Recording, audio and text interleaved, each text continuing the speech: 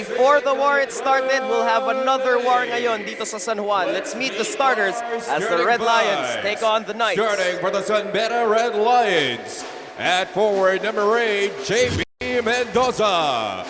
Guard number 6, Anthony Sebastian. Forward number 18, Arthur De La Cruz. At center number 10, Ola Adeagun. And the other guard, number 7, Baser Amer. The head coach of the Red Lions is Boyet Fernandez. Starting for the Letran Sept.13. At center, number 11, Chris De La Peña. Forward, number 7, Ford Roaya. Guard, number 13, Ray Nambata. Forward, number 16, Kevin Rakal. And the other guard, number 9, Mark Cruz. The head coach of the Knights is Kaloy Garcia. Our officials this ball game, Romy Magibin, AJ Escobedo. Ilalanin po natin ang unang 10 magbibida in this road to redemption as the Knights take on the Red Lions. Amer, Semerad, Adiogun, JP Mendoza, and Art De La Cruz para dito sa San Beda. Para naman dito sa Letran, it will be Mark Cruz, Reynam Batak, De La Peña, Ford Ruaya, and Kevin Rakal. San Beda in their immaculate whites, as our good friend Nico Alili might say, and Letran in the undying royal blue and red. Ola, early pressure on him from De La Peña. Baser for 3. Too strong. Ola cannot recover it. It is tapped out of bounds. It will stay with San Beda. Isang matchup na kailangan bantayan natin dito kasamang Nico ay sino ang babox up at tatapat dito kay Ola Diogo. So far, yung unenviable task na bantayan siya ay napunta dito kay De La Peña. Art passes out of the post. Baser back down low. De La Cruz, 17 sa kanilang shot clock. Art, TP hit, left-handed hook. Wala yan. Ola taps it. Little too far. And it will go the way of San Beda. Interesting cross matchup ang pinapakita dito ni Coloy Garcia. He has assigned itong si Kevin Rakal to take on Art De La Cruz. Samantalang si Ruaya ang kumukuha dito kay Mendoza. Here's Batak against Amer. Passes it to the wrong guy. Ola wisely finds a former finals MVP in the hammer. Anthony. Down low to Ola they go. Ola in a crowd. That will go. It's a bruise and a deuce. A 3-point play opportunity for Adiogun to kick off his afternoon. Nakita natin yung upper body strength ito si Ola Diogo. In spite of the double team, he is able to shoot over the much smaller big men itong Letran. So again, that will be the key point dito kasamang Nico kung paano nila mababantayan itong si Ola Adiogun from the inside. Alam naman natin that when Raymond Almazan graduated, when he was able to play out his playing years, yun talaga ang nagiging tanong, sino ang papalit sa kanya? And it looks like itong Letran is almost like a donut in terms of their offense and defense in the center position. Ruaya with a miss. De La Peña cannot get the tip in to go. Letran remains scoreless. Amerang may bola. Anthony. Back they go to Ola. There's a double. Ola passes out. Mendoza. He will travel. Gandang defensive rotation yon. So mukhang ang ginagawa dito ni Coach Caloy Garcia is he's double teaming of Fort Ruaya and he is daring itong si Mendoza to beat them. You want to talk about interesting cross matches? Anthony Semerad. Pasapig ba lang ako dun no? Talagang it is a chess match between these two excellent coaches. Semerad is on micro Mark Cruz. It's gonna be a jump ball. Hindi na silip ng ating mga referee who it came off of last. San Beda won the tip earlier, so it will stay with Letran. 12 po ang may iwan sa kanilang shot clock.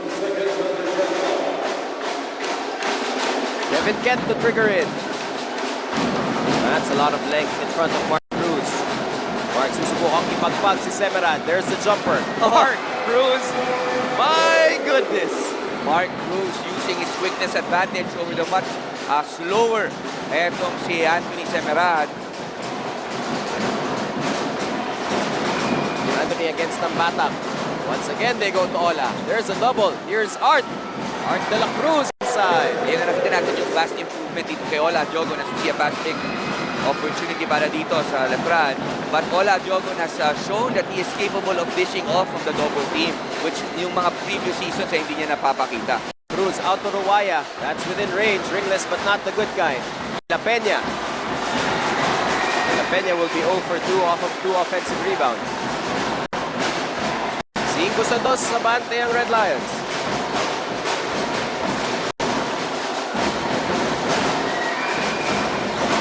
Art top of the key. That's going to be a traveling violation on Art de la Cruz. Ang depensa pinapakita dito ni Kevin Racal as we see Mark Cruz putting on the skates on a much taller but slower etong Semerad. Ito naman, nice cut, moving the ball. Ito si Art de la Cruz. Racal had it tapped away by JP. Good defense by Mendoza. Since naiwan sa 24 ng Letran. Batak inside. They kick it out. Racal with 3 seconds. Racal with a floater. Makes the contact from Ola. Has absolutely no fear. 2 points para dito kay Racal.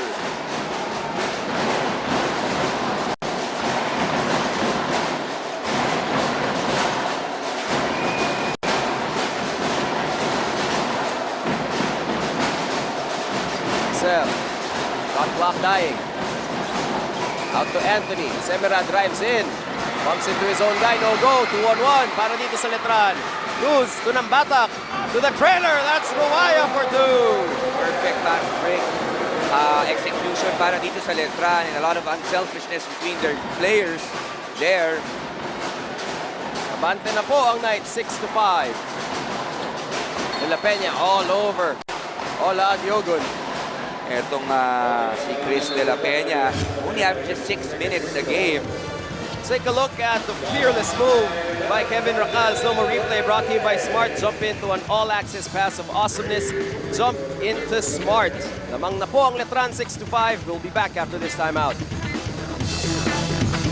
Biggest rivalries in the history of the NCAA, the San Beda Red Lions versus the Letran Knights. Para sa Knights, sweeping the Red Lions this season would be a big achievement, as big as winning the championship. Sabi ni Coach ng Letran na siya, Coach Garcia, ay they expect San Beda to crush them today. At pareho sila ng sinabi ng team captain na si Mark Cruz. Sabi ni Mark, alam nila na si Ola talaga ay mukhang babawi for today. Ang advantage na lang na ay wala na sa kanila ang pressure having won in the first round. The pressure is on San Beda's court dahil sila ang kailangang bumawi. Nico and LA? Thank you very much. That's Miss Ai de la Cruz completing our panel for today. Hey, Coach, sabi nga nila, ang mas mahirap kalaban yung nothing to lose. Letran is coming into this game saying, you know what, the pressure is on you. Kayo yung dapat na tumalo sa amin. But they're playing as if they're absolutely throwing caution to the wind. Alam mo naman si Coach Garcia from the school of Yengyao yan eh. May konting psychological warfare din yan because of course mabigat din ang kanilang game. They need to make the Final Four. But yes, San Beda has always been the favorite team dito sa NCAA with a very powerful lineup. So again, let's see if how Letran plays without that pressure. Here's a stop by Letran. Transition 3 won't go. And Ola with a big rebound. Anthony stopped there by Mark Cruz.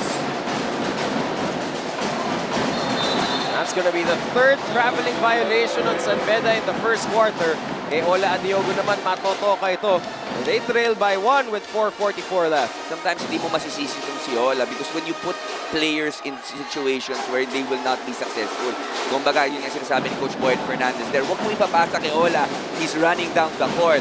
So sometimes the turnover is really because of the teammate that nalinagay siya sa masamang posisyon. Underneath they go. Big block by JP Mendoza. One more try for Letran. Still no go. 3rd serving. 6 on the shot clock. Batak won't go for 3.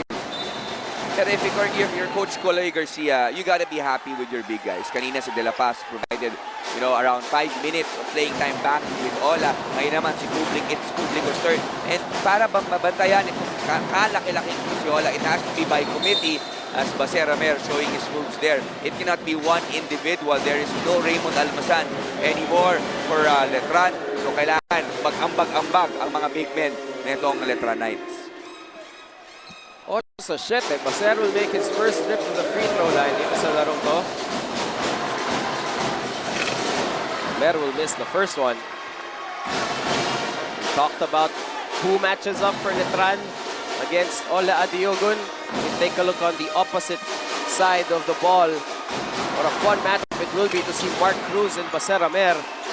We have been spoiled for a few years now, LA, watching these two very young, very promising point guards, but sure, now into the best point guards in college basketball. O dalawang pinakamalupit na point guard yan. Ang napakagandang matchup kasi si Reynam Batak, the traveling violation, yung styles na very contrasting, no? Etong si Mark Cruz, the spitfire that it is, not the tallest point guard, napakabilis. Ang galing ng kanyang stop jump. On the other hand naman, itong silent assassin. Kumbaga, Basera Mer, not the fastest player, but mautak talaga at marunong kumontra-tiyempo sa kanyang mga moves. Letran gets another stop. They're out on the run again. Ng Batak, Turakal. Publico steps into a three. That's short. It seems like Coach Caloy Garcia very happy with that shot.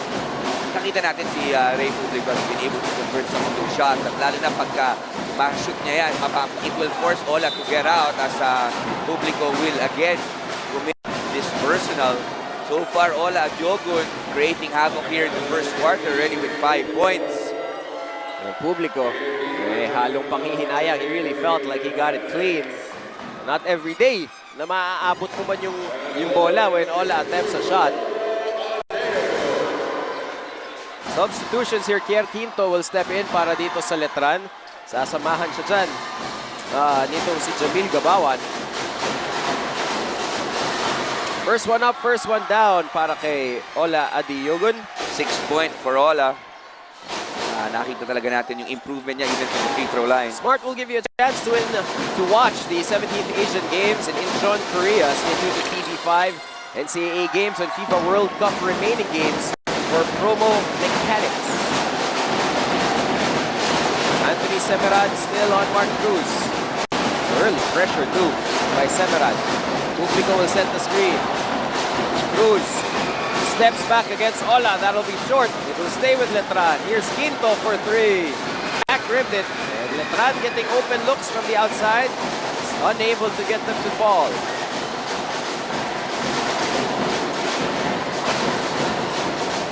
Downstairs they go again. Adiogun against Publico. Here's Art, has 2 guys on him. Libre si Baser. Short floater is good para kay Aber.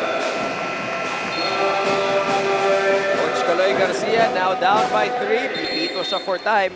11-8 is the score. And here's Art de la Cruz. Excellent at reading the defense. Nahanap yung kanyang kakampi. Floater is good for Baser. Timeout. We'll be back. The original Art de la Cruz. San Miguel Beer, great. One of the best role players, defensive players that PBS ever seen. At kita natin, ito rin, no? The Alas brothers. 2 gentlemen headed to the PBA. Kevin with the Rain or Shine Elasto Painters and Coach Caloy Garcia keeping it in the Letran family. The Chujun heading over to their father, Coach Louie Alas and his Alaska Aces, where Coach Louie is an assistant. So the families obviously of many of these players here in attendance, always in full support. Nakakatuwa nga itong mga napapanood natin sa NCAA as they have improved their craft. As we see De La Cruz converts on that basket. This is the best lead para dito sa Beda, 5 points. But yung mga pangarap nila na makapasok sa PBA after making a dent here in the NCAA, ay natupad na for some of these players. That's gonna be an illegal screen dito kay Gabawan.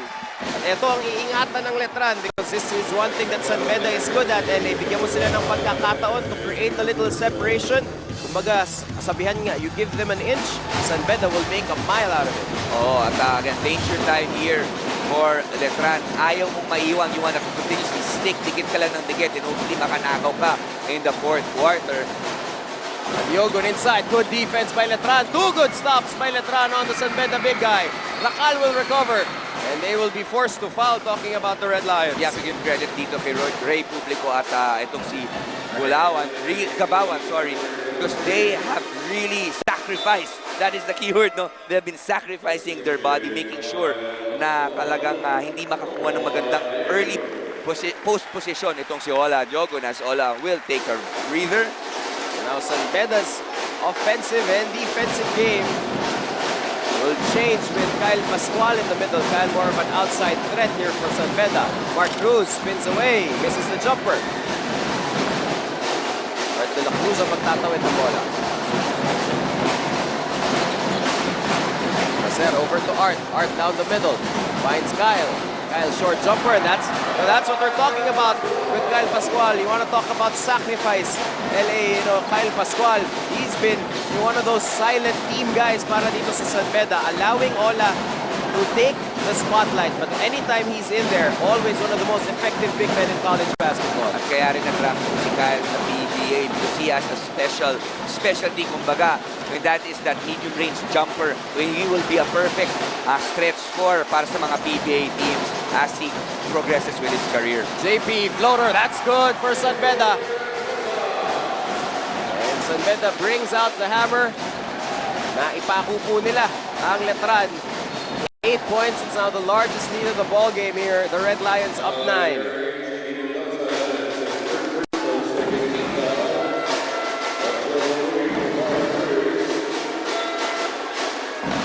Cruz will take a seat. Jor Luib will take over point guard duties para dito sa Letran. For a while, itong si Macture Luib actually was lost in the rotation rate. Batang actually became the backup point guard for Letran, but the past couple of games, he's been stepping up, organizing the offense para dito sa mga Knights. Racal. 3 off the dribble, won't go. Outside shooting of Letran not arrived at San Juan Arena. Mendoza for 3. That won't go as well. And that will wrap up the first period of a classic rivalry here in the NCAA, with San Beda ahead by 9. Early offense from Ola Diogon. Comeback burst mula dito sa Letran to take the lead, and San Beda with a finishing kick in the first period. But we've seen pretty much everything that these teams have to offer. Paseramer scoring, Mark Cruz scoring, Kent Racal attacking the defense, and the always efficient Ola Diogon cleaning up the glass. Second quarter po sa aming pagbabalik.